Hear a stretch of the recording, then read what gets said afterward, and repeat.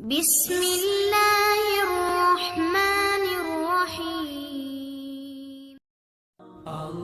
حضرت ابو ہریرہ رضی اللہ عنہ بیان کرتے ہیں، رسول اللہ صلی اللہ علیہ وآلہ وسلم نے فرمایا، بندہ کہتا ہے میرا مال، حالانکہ اس کا مال فقط 3 صورتوں میں ہے، جو اس نے کھا کر ختم کر دیا، یا پہن کر بوسیدہ کر دیا، یا اللہ کی راہ میں دے کر ذخیرہ کر لیا، اور جو ان کے علاوہ ہے وہ تو اسے لوگوں کے لیے چھوڑ کر جانے والا ہے۔